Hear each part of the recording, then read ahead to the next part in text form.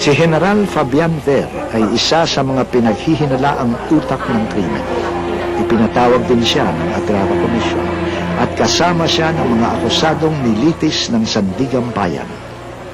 Napilitan si Marcos na papagbakasyonin muna si Ver. When General Ver was asked to go on leave because of the initial findings of the Agrava Commission, the 68 general officers in the service at the time, I was the 69th, passed around a manifesto declaring support for him. At that time, I was already the acting chief of staff, concurrently vice chief of staff and chief of the Philippine Constabulary Integrated National Police.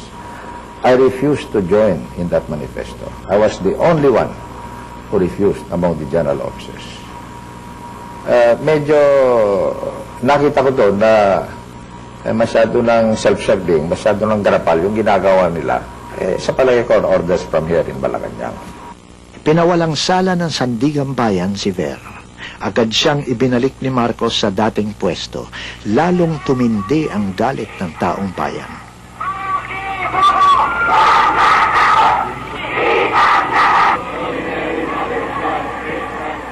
Nawala yung takot ng Pilipino. Nakikita mo naman na yung mga tinatawag na confetti revolts sa Makati nung umpisa na.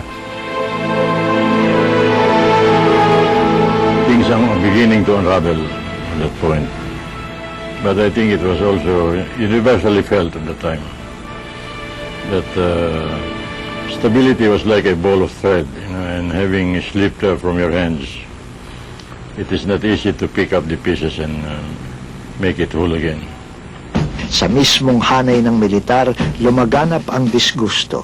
Nabuo ang Reform the Armed Forces Movement o RAM. The activities of RAM intensified in 83 primarily because of the assassination of Ninoy Aquino. Soldiers are used to this violence. They're used to it. So the violence per se is not the issue to, I mean, at least from my observation of the military I knew. The issue is how it was done. It was so brazen. And if a government can do that, it deserved to be brought down by force if necessary.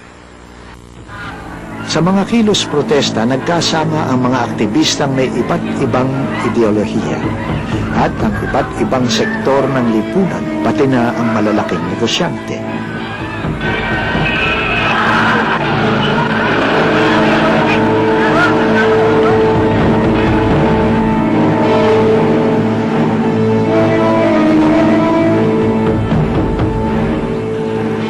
Lumakas din ang tinatawag na alternative press, mga periodiko at magazine palaban at walang takot tulad ng Malaya at Mr. and Miss Special Edition.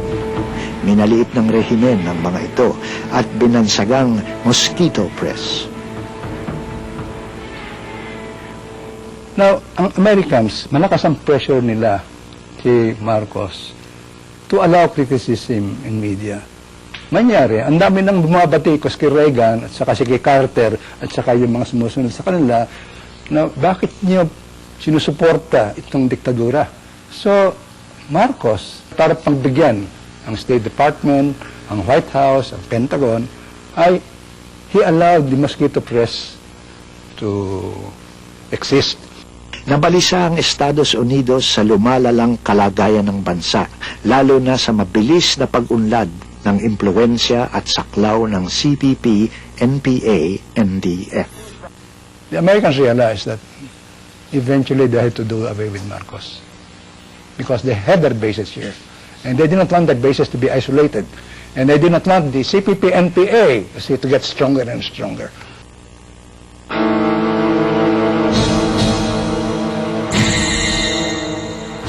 Nung dumating yung 1985, ay unang-una, seryosong-seryoso na yung sakit ni Marcos. Pangalawa, yung ating ekonomiya ay pabagsak din. Pabagsak kasi katakot-takot na nakawan, pagkatapos mismanage pa yung economy.